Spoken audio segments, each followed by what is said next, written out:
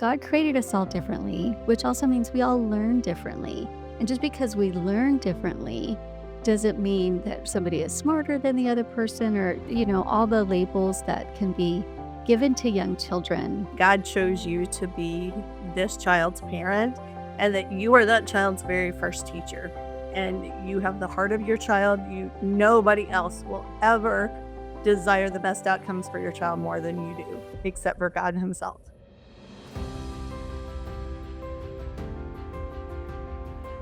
Welcome to Chia's California Homeschool Podcast. I'm Angela Lasch, and today we're diving into a topic that touches so many homeschool families: embracing the beauty and challenge of special needs in your homeschool. Whether your child has learning differences, physical challenges, or emotional needs, today's conversation is for you. If you've ever felt overwhelmed, wondering if you can really do this, or if you're comparing your homeschool journey to others and feeling like you're falling short, I want you to know you're not alone. My guest today is Staci Morgan, a homeschool mom of 4 with a pediatric-focused master's degree in nursing. But Staci will tell you that her real education has come from homeschooling her children through an array of special needs. Staci has a heart for sharing practical help and hope with homeschooling families, especially those navigating the unique journey of special learners. Staci, thank you so much for joining us today. I know it took a bit for both of us to get here, but we finally made it, and I'm so excited to just be able to jump in and go over these questions we've been praying over, because I know it's really going to bless a lot of people. So thank you for being here. Well, thank you for having me. Definitely I'm excited to be here and just hoping that the words will be a blessing to listeners, that it will encourage them and help them on their own journey. Well, why don't we start off by finding out about your homeschool journey? What led you to homeschool your children? Oh, what a great question. So, I actually was what I would call a reluctant homeschooler. So, my oldest child, when it came time for school, my husband and I both had done public school. We thought this was the path, the only path. It's all we knew. But I had a friend who encouraged me and was like, "Oh, you should homeschool." And I'm like, I don't think I can. I have some chronic health issues. I'm just not sure I can truly do it justice, right? And so we did put our oldest in public school to begin with. He went through kindergarten, but he's a twice exceptional kiddo. So he had giftedness as well as ADHD. And we learned quickly that that wasn't going to be a good placement for him because even though in the school system they say no child left behind, the reality was our child who was working ahead was being left behind from being able to have his full potential met. And so that's really how our very initial started, was like, oh boy, that's not going to work. Then behind him was a daughter who had dyslexia or has dyslexia and ADHD. And so then it was like, oh, we've got, I've got to keep going, I guess. But every single year for 8 years, it was a decision every single year. And I tell moms now that really a lot of the pressure of it gets taken off when you don't have to make that decision each year and you just know this is what you're called to and you're going to run the journey as a marathon rather than try to sprint and pace with the school. So later I had 2 more kids come along, identical twins. And so that, we'll talk about that more later. So, what was the moment that you really realized that homeschooling could work for each of your kids and meet their needs? It was different for each one of them, a defining moment. So the gifted and ADHD one, really, it was from the get-go, I just was, can I really fill all the gaps? Can I really give him all he needs was my question, that I didn't know how to answer that.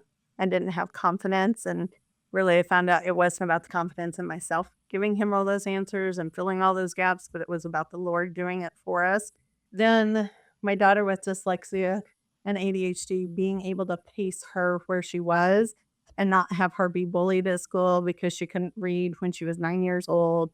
And yet she ended up graduating with a 4.0 for high school. She was accepted into Cedarville University with 18 credit hours of 4.0 work by that point. So like that's really been my wow, it does work. Like, here's proof in the pudding. Oh, that's amazing. I love hearing stories like that.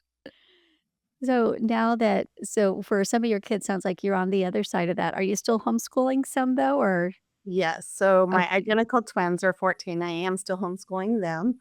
And Okay. I guess I should have said really for them, even though they're identical, personalities are different, learning styles are different, abilities, strengths. Yes, we do know that God created all of our children differently. They're not the same, and I love that you said even your identical twins are not the same. God created them all so differently. What would you say to a parent right now who is thinking about homeschooling their child with special needs, but just it just seems too overwhelming? I mean, I think my first words is you're not alone in it. I've been right where you are.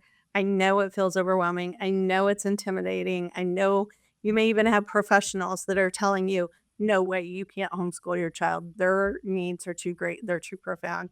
But I'm going to tell you that God chose you to be this child's parent and that you are that child's very first teacher.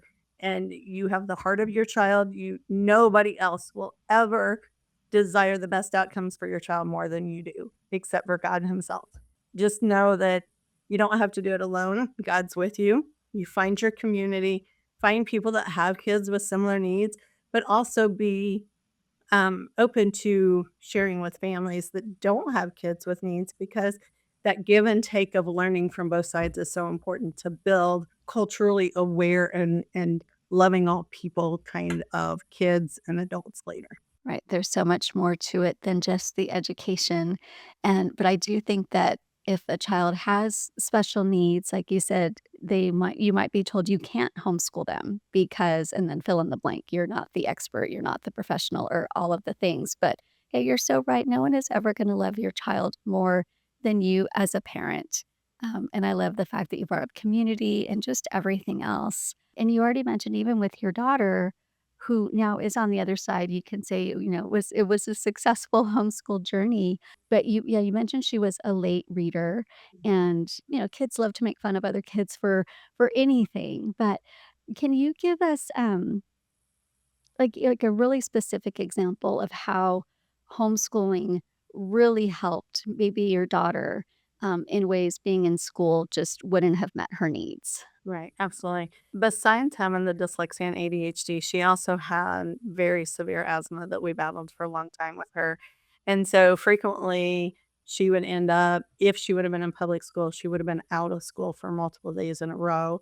So that learning disability and feeling behind because of that would have been accelerated even more.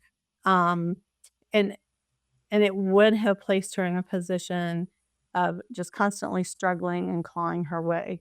But with breaking down words individually, seeing where her strengths were and encouraging her through those strengths, we were able to keep her from not getting lost and discouraged on what I commonly hear with kids from learning disabilities is, "I'm just stupid because I'm not where this person is."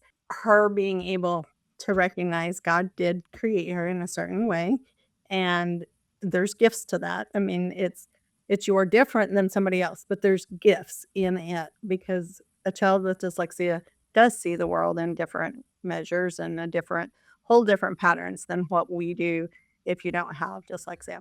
Her reading this is one thing I loved was that I was able to pull out that even though she would guess at words on the page or she would be still very choppy sounding words out, when I would ask her comprehensive questions, she could answer the comprehensive questions.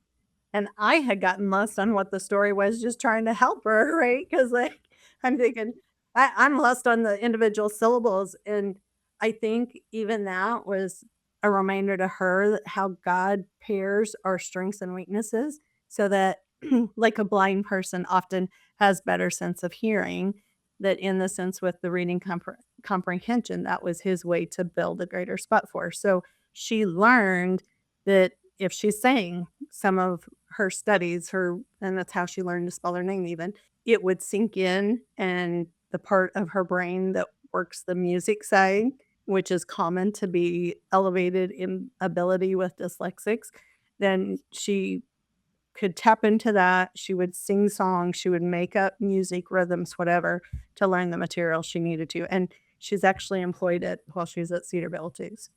God created us all differently, which also means we all learn differently. And just because we learn differently doesn't mean that somebody is smarter than the other person or, all the labels that can be given to young children. It always has frustrated me. Um, these impossible standards that every child is just supposed to reach. And if not, then, oh, there's something wrong. Like, no, they just might learn differently. And yeah, be gifted in another area. Yeah, there's so many things. Okay. How about misconceptions? Do you think there's any misconceptions that parents have about homeschooling special needs children? I had several different things come to mind, but one of the big things is that, and when I take calls from people in Indiana, where I volunteer with the state org, they're often telling me, "Well, but I have to give them the same education they would get in the public school." And I'm like, "But which kid in the public school are you comparing to?" Because, in the public school, you do have the gifted ones. They end up with calculus, they end up with all these AP courses. They have more than a 4.0 by the time they graduate. That is one student in the public school. But you also have a student who has maybe such high support needs, profound disability that they end up more or less babysat in the school system, and, they get fed, they get taken care of, they're talked to, read to, things like that, absolutely, but they don't get more than that because that's where the end of their abilities due to their disability is. So, you've got these 2 bookends, and then we have all these kids in between. So, in Indiana in particular, we do have a equivalency requirement. So what the kid would get in public school, we would need to be able to provide in our homeschool. And so I just remind parents, like, judge apples to apples only, don't judge apples to oranges, and make sure that you're giving the best of what your child needs. One of the other myths, I did speak on this already, but you don't have to do it alone. We think we have to be the one to give all the answers. We have to, if we take on this assignment of homeschooling, then we're taking calculus on, we're taking or speech class or driver's ed or I don't know, pick different things, different topics. I'll tell you, my absolute worst class to teach is grammar. I hate it. I also have dyslexia. Didn't know it until my daughter came along and was learning with her. But we get told in our minds, more so we tell ourselves these myths, right? These lies and accept them as truths, and they're not truths. But that we have to be able to do all of that teaching. But I have witnessed time and time again at myself and friends around me, God's always bringing the people to the table, to the room that need to be there to help my child in different areas. So one of my best friends, she hated sciences. I love sciences, background in medicine. So I'm like, yeah, I'll teach biology. I'll do dissections all day long. But she was like, I'll do the writing because I don't want to touch a dead pig, right? Or frog or whatever, you don't want to, teach how the body works. And so you just start sharing some of those things and it comes back to that community. If we're in community, then we give our kids the best outcome. The other big one that came to mind is we will have bad days. And I told myself often early on is like, public school teachers have bad days too. So I'm allowed to have a bad day. I'm not going to be perfect mom ever. I'm not going to be perfect teacher. I'm not going to be perfect wife. There is not perfection on this side of heaven. So I needed that reminder to myself. And I'm often sharing that with other people. And that is such an important reminder. But I think sometimes even as parents, for some reason though, we expect that perfection in our kids. Like why would we do that? And I think that's a lot of the thing, like, where those standards come from. Like, we expect them to we compare them to the public school kids, the public school standards, whatever that is. Like, why would we do that? And it's so important that we don't do that. So, do you have any favorite resources or tools that have just really made a difference for your family? Again, it's individualized, right? So for each kid, it's something different. We went through a season that we did crate schooling for my kids in younger years, really helped them because you just take, like, one of the crates, I forget how big they are, like, maybe a foot each direction. You put their school books in it or, activities that they would do for the day, and the way I utilized it was take everything out of that crate at the beginning of the day. That way, visually, they could see it dwindle down as we start to do the school work. And then once we get done with a particular subject, it goes back in the crate, so it keeps mess off the table, but it also lets them visually see we're getting there. School, our school work, so to speak, is getting done. I love time timer. With kids with ADHD, it's vitally important to give them opportunity to have that activity away from a set place for school. But I have kids that as soon as the weather's nice enough, you guys have better weather out there. When it's nice enough out here, I have one outside on the porch the majority of her school time while she's doing work because it's in nature, it's where she thinks best, it's where she has peace at. She deals with a lot of sensory things, and the nature hum is just comforting to her. So, on the other side, I have one that has headphones on and listens to music all the way through it. So, again, there's so many tools that have been helpful. I think the best piece of advice tool that I've been given is study each child individually and know them. Yeah, that is so important because, yeah, that even comes down to comparing. We don't want to compare them to kids in a school setting, but we also don't want to compare our children to each other because, yes, they are definitely all so different, so different. And I know I had a son as he got older, yeah, did his best work with the headphones in, and it just amazed me and it would drive me crazy. I'd be like, "Take them out. How could you possibly learn?" But that was the way he learned the best. And then I realized I'm opposite. I need like complete silence. Like nobody I can't have anybody in the room, like complete silence. So, but again, we're all different. Even as an adult, I need complete silence. That can you walk us what a typical day looks like in your home and how you would accommodate your different kids? So that's funny you asked that because I'm not sure we can even call anything a typical day in this house. We do have a structured schedule to start with, but between appointments, therapy, you know, uh, a few have pandas, and so panda splares really can shift the dynamic quickly in a day. A typical day, I do let my children sleep in. I think that rest is vitally important.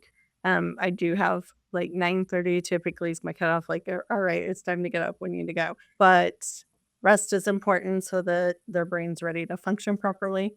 And then after that, I by a certain age, so, like, usually about 9, 10, I'm letting them pick what subject they do at what point, and then I'm able to enter in with them on work as the day flows with one of them with math because she has dyscalculia, another one, with the dyslexia, like, when we get to writing assignments, I'm more able to be more direct with her.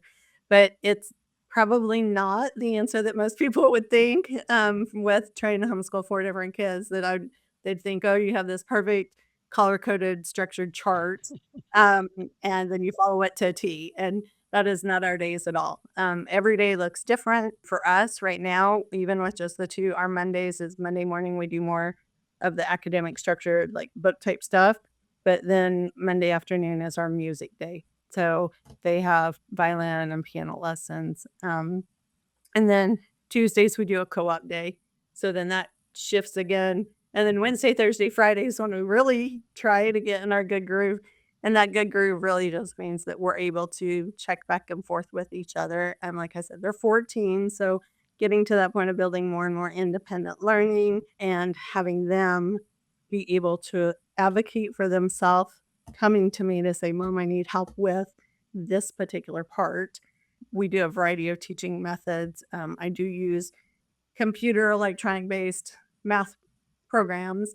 I love math. I would love to teach it. but I found that I don't love to teach it to people when they're struggling because math comes so easy for me that I wrap my brain back and forth going, "Why can't you learn this?" And that isn't helpful if I get stuck in that spot and they're over here saying, "But I don't understand still."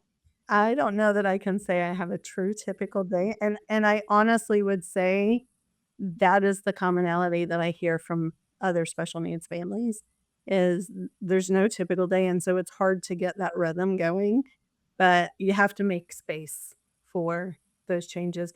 But the wonderful thing with homeschooling, we have 365 days to get our year in. So I have space to step back and breathe with my child if it's a bad anxiety day or if a particular subject isn't going well, we can either set it aside or dive in deep depending on what the need is for that moment. Does that make sense? No, absolutely. Now, what about the hard days when nothing seems to be working? How do you handle those days? Change it up. Take advantage of the beauty of 365 days to homeschool. So, on the hard days, again, reading my child, seeing what in particular is maybe creating the hard day. If it's is their viral illness being passed around, and so they really don't feel great, and it's escalating some of the behaviors. That's part of the pandas type stuff for us. Also, if there's a constant pushback and there's just been that, like, relationally, how are we doing together? Like, do we need to has there been a whole lot of mommy correction that I need to remember to put more praise in because that's important. I feel like when we teach to mastery, which is the method I choose to go with, we have to be careful that that doesn't end up looking like teaching to perfection and expecting perfection. That ugly P word, but it does show up. Um, and then it just comes back to stepping away. Sometimes we just go outside for a walk outside for a few minutes. Sometimes we might go to a zoo instead and be able to flex and bend to do what the child can accomplish that day. And sometimes it isn't anything because they need a sick day. Sometimes we need a sick day too. That is very true. And it's okay. Guess what? I give you permission. You can have a sick day. Mama Yes. can call one for herself. How would you say that homeschooling your children has shaped your faith and your understanding of God's design for your family? It's definitely grown it. It's been a sanctifying process for sure. The more we're around our children, the more we see the reflection of our own attributes, good or bad.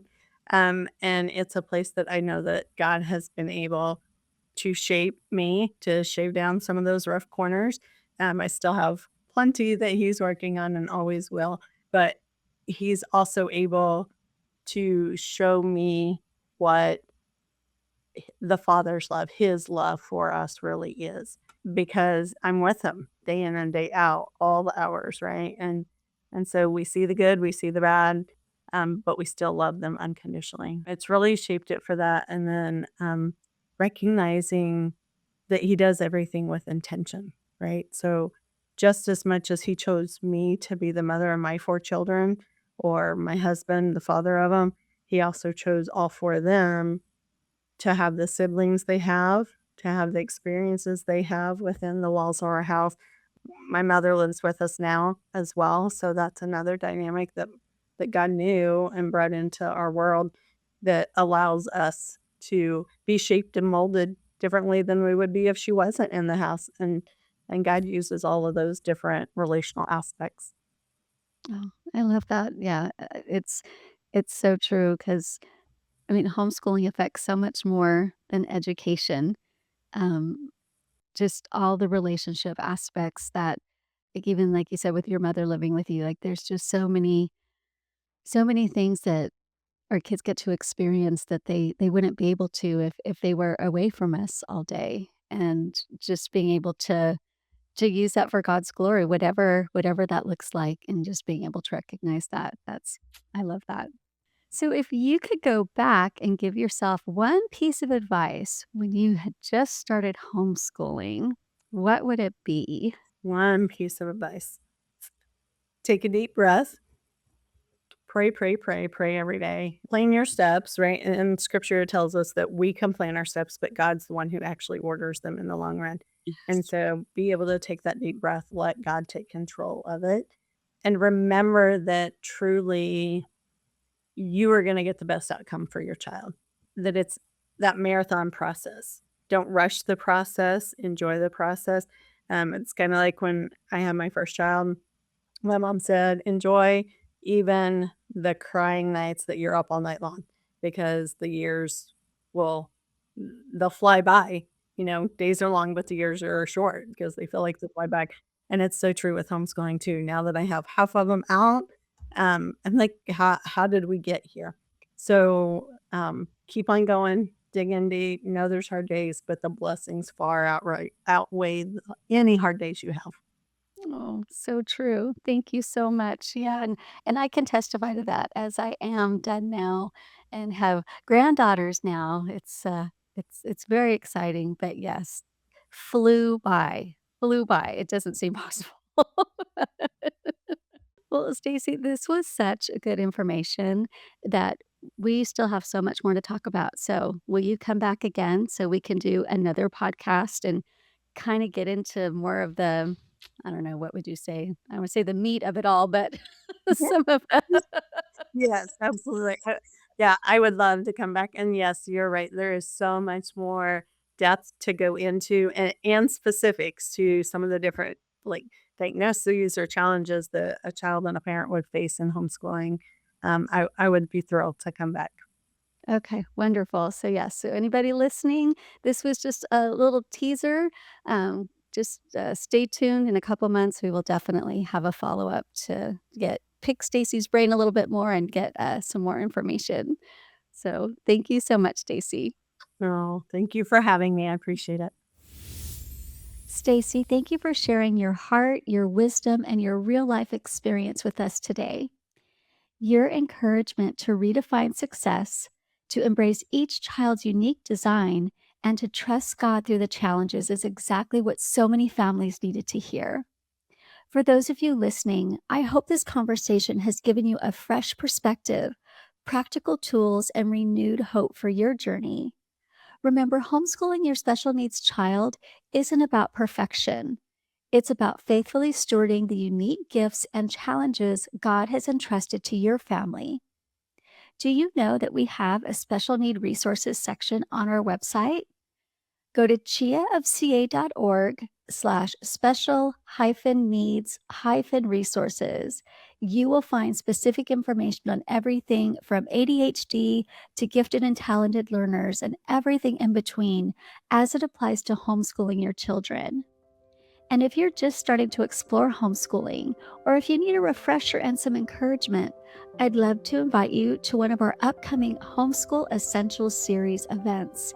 These are free in-person events designed to give you the information and support you need. We'll be in Yucca Valley on March 12th, in Carlsbad on March 14th, Sacramento on April 23rd, and San Jose on April 25th. You can find all the details and register on our website, chiaofca.org. And please, if this episode has been helpful to you, subscribe to our podcast so you don't miss future conversations like this one, or share it with a friend who might need to hear Stacy's encouragement today. Thank you so much for joining us, and may God bless you as you faithfully homeschool your children. Until next time.